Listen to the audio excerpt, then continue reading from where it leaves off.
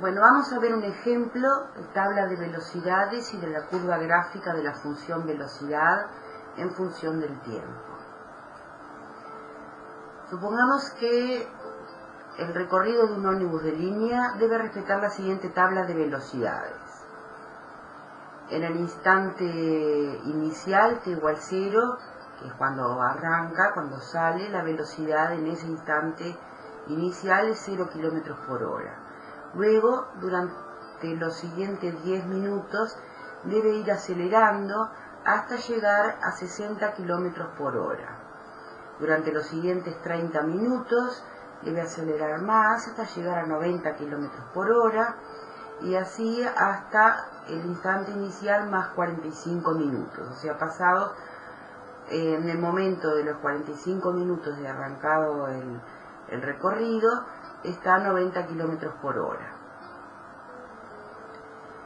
Luego va frenando durante los siguientes 15 minutos para que cuando llegue el instante t sub 4 igual a t sub 0 más 55 minutos esté a 30 km por hora, va frenando paulatinamente. Y finalmente, en el instante final, t sub f, que es el inicial más 57 minutos, frenó hasta estar a 0 km por hora, o sea, velocidad nula. El recorrido entonces del ómnibus tiene una duración de 57 minutos. Y esa es la tabla de velocidades según el tiempo, no según el punto donde se encuentre. Bueno, vamos a ver cuál sería la aceleración en cada tramo. Suponiendo que fuera acelerando de manera uniforme, de manera paulatina, por ejemplo en el primer tramo, para llegar de 0 a 60 km por hora, tiene que tener una aceleración, si fuera siempre la misma aceleración en todo ese primer tramo, igual al delta V, o sea el incremento de velocidad, que es 60 menos 0, dividido el delta T, o sea el tiempo transcurrido, que en ese primer tramo de 10 minutos. Eso da 100 metros por minuto cuadrado. 60 km por hora en 10 minutos es 100 metros por minuto cuadrado. ¿Cómo hicimos esa cuenta de que 60 km por hora sobre 10 minutos es 100 metros por minuto cuadrado? De la siguiente forma. Tenemos la aceleración, entonces es el delta V, el incremento de velocidad, dividido el delta T, que es el tiempo transcurrido. El incremento de velocidad en el primer tramo es 60 menos 0. La velocidad al final del primer tramo, que es 60 km por hora, menos la velocidad al inicio, que era 0. Y el tiempo transcurrido es t0 más 10 menos t0, el instante final del primer tramo menos el instante inicial del primer tramo. Eso es 10 minutos. 60 km por hora dividido 10 minutos, como una hora son 60 minutos, es lo mismo que 60 km por 60 minutos, o sea, en 60 minutos, dividido 10 minutos. Simplificando los dos 60 que están arriba, queda 1 km por minuto dividido 10 minutos. Eso es 1 km sobre el minuto al cuadrado. Como 1 km son 1000 metros, eso da 1000 sobre 10 metros por minuto cuadrado, que es 100 metros por minuto cuadrado.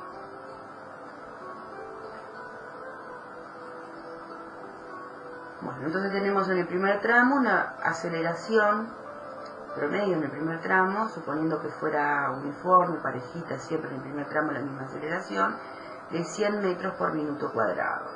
En el segundo tramo hacemos el cálculo de la misma forma, es el incremento de velocidad, 90 menos 60, que da 30 km por hora, dividido la duración de ese tramo, que es 30 menos 10 minutos, que son 20 minutos. Haciendo las cuentas de forma similar como en el primer tramo, eso da una aceleración de 25 metros por minuto cuadrado. Bueno, y así sucesivamente. En el tercer tramo, que va de T0 a T4, no hay aceleración porque se mantiene siempre a 90 km por hora. Es una aceleración de 0 metros por minuto cuadrado. Vamos a ver en el tramo que va de T3 a T4. La aceleración es la velocidad al final de ese tramo, que es 30 km por hora, menos la velocidad inicial a ese tramo, que es 90 km por hora. Eso da negativo, o sea, tiene que frenar, es una desaceleración. 30 menos 90 da menos 60 km por hora, dividido la duración del tramo, el delta t correspondiente, que es 55 menos 45, igual a 10 minutos. Eso, haciendo las cuentas como hicimos al principio, da menos 100 metros por minuto cuadrado. Ojo que el signo en la aceleración es importante, lo mismo que el signo en la velocidad. Bueno, y en el último tramo, entonces, hay una desaceleración, o una aceleración negativa, 0 menos 30, que da menos 30 km por hora, dividido la duración del tramo, que es 2 minutos, eso es menos 250 metros por minuto cuadrado. Hemos terminado entonces de calcular la aceleración en cada tramo. Voy a reproducir la tabla de velocidades porque ahora vamos a tratar de encontrar cuál es la longitud del trayecto, del recorrido del ómnibus. ¿Cuál es la distancia recorrida con esa tabla de velocidades? Bueno, acá reproduzco la tabla de velocidades, un poco más chiquita, y vamos a hacer una gráfica a partir de esa tabla. O sea, en el eje de las abscisas vamos a poner el tiempo t, el instante t, y en el eje de las ordenadas la velocidad, la variable v corta de t. La curva gráfica da de esta forma. Primero marco los puntos. En el instante inicial la ordenada es 0 porque está a 0 km por hora. En el instante t1 la ordenada es 60 porque va a 60 km por hora. En el instante t2 la ordenada 90. Después se mantiene la ordenada en 90 constante hasta el instante t3. En el instante t4 baja la velocidad a 30 y finalmente en el instante t sub f final está nuevamente en 0. Claro, me faltan los datos para completar cómo es la curva gráfica de la función velocidad en los otros instantes intermedios. Bueno, supongamos, es una hipótesis, que son segmentos de recta, o sea, voy uniendo los puntos que obtengo a partir de la tabla con segmentos de recta. Acá en verde marqué los delta t correspondientes, o sea, las duraciones de cada tramo.